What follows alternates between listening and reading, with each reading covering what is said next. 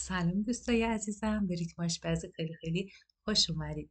من امروز قصد دارم یکی از غذاهای بسیار خوشمزه و سنتی رو خدمتتون آموزش بدم. استانبول پلوی زعفرونی. بزنیم بریم سراغ مواد اولیه. برنج 3 فنجان، گوشت چرخ کرده 200 گرم، پیاز 1 عدد بزرگ، سیب زمینی 2 عدد متوسط یا 1 عدد بزرگ، گوجه فرنگی 2 عدد و همینطور رب گوجه فرنگی 1 قاشق غذاخوری، زعفران دم کرده به مقدار لازم، فلفل سیاه و نمک به مقدار لازم. خب حالا میریم سراغ تهیه این پلای خوشمزه. ابتدای کار یه مقدار از اون پیازی که داشتیم رو رنده میکنیم و گوشت رو بهش اضافه میکنیم، همراه باش ورز میدیم تا بوی سخن گوشت گرفته بشه و یه مقدار نمک و همینطور یه کوچولو فلفل بهش اضافه میکنیم و میذاریم که یه مقداری مزه‌دار بشه و بعد ازش استفاده میکنیم. خب حالا میریم سراغ تهیه پیازمون. پیازی رو که داشتیم رو با یه چاقوی کاملا تیز همطور که میبینید برش میزنیم. میتونید با دستتونم همینطور به صورت خلالی اونو در واقع خوردش بکنید.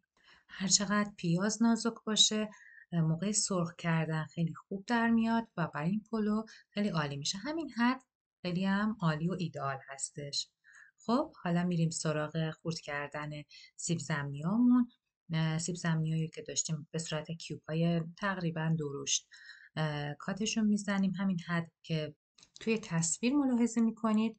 خیلی هم عالی هستش برای این پلومون. ما 2 تا سیب زمینی داشتیم، کاتشون میزنیم هر دو رو و بعد داخل یه قابلمه‌ای که قراره پلومون رو توش درست کنیم کره رو ذوب میکنیم و همونطور که توی تصویر میبینید بعد از اینکه کاملا کره ذوب شد پیاز رو بهش اضافه میکنیم و داخلش سرخشون میکنیم. شما میتونید به جای کره از روغن زیتون و همینطور از روغن مایع هم استفاده بکنید، ولی خب کره طعم فوق‌العاده‌ای به این پلو میده. ما همینطور سرخشون میکنیم و تا اینکه طلایی بشه و یه مقدار پیاز سبک بشه، تا اینا خوب سرخ بشن من تو این اثنا میرم سراغ تهیه گوشتم.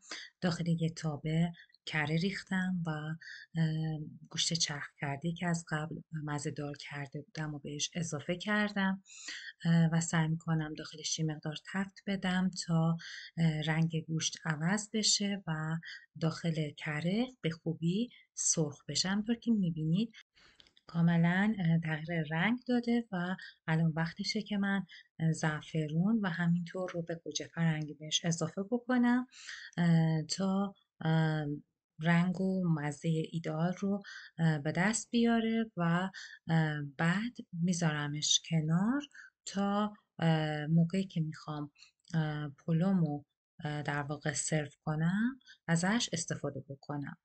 حالا همونطور که میبینید پیازم یه مقداری حالت طلایی به خودش گرفته و تا حدودی سرخ شده. زمان اون رسیده که ما سیب زمینی رو بهش اضافه بکنیم و یک مقدار دیگه همراه با سیب زمینی ها اونا رو تفت بدیم. سیب زمینی زمان زیادی نیاز نداره که سرخ بشه، برعکس پیاز که مدت زمان زیادی لازمه. در حد چند دقیقه که سیب زمینی ها رو تفتشون بدیم کافیه و بعد از اون ما آب اضافه میکنیم. میزان آب در حد 2 برابر، حدوداً 2 برابر برنجمون باید باشه. میتونید حالا یک مقدار بیشتر هم بریزید، مثلا 2 برابر و نیم بریزید، ولی حدود 2 برابر میتونه ایدئال باشه. و بعد از اون ما برنجمون رو که شستیم بهش اضافه میکنیم. برنج نیاز نیستش که از قبل خیس بخوره.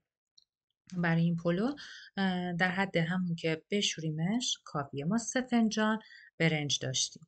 و تقریبا 2 برابر اون یعنی 6 فنجان آب بهش اضافه کردیم و زعفرون رو هم الان همین ابتدای کار میریزیم تا عطر و طعم زعفران با برنجمون کاملا آمیخته بشه و طعمش فوق‌العاده میشه.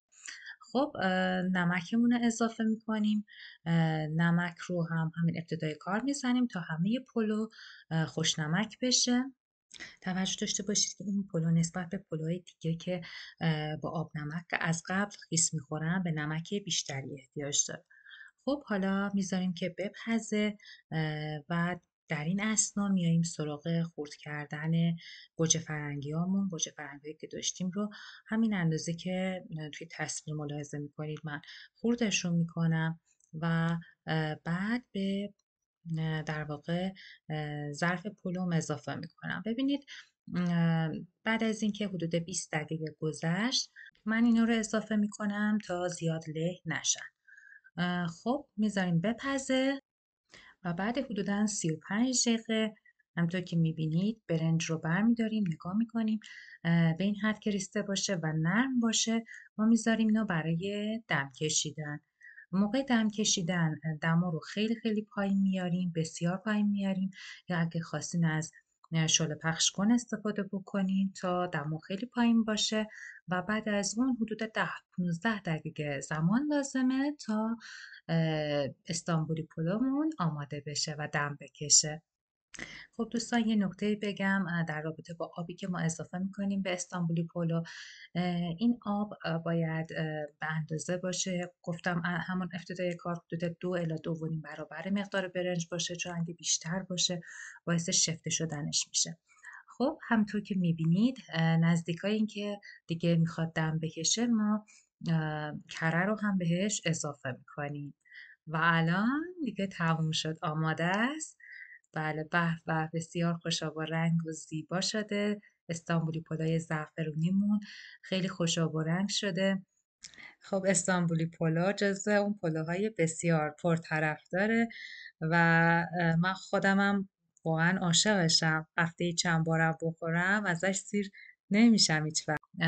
من اینو دوستای عزیزم تقدیم شما میکنم. امیدوارم همراه خانواده‌تون تهیه کنید و ازش لذت ببرید. دوستای عزیزم امیدوارم که از این برنامه خوشتون اومده باشه. اگه این برنامه رو پسندیدید و خواهان برنامه شبیه این هستید لطفاً توی کامنت ها برام بذارید. من خیلی خوشحال میشم نظراتتون رو هم بدونم. اگه از این برنامه خوشتون اومد لطفاً با لایک و سابسکرایب منو حمایت بکنید. تا برنامه دیگه شما رو به خدای بزرگ میسپارم. خدا نگهدارتون.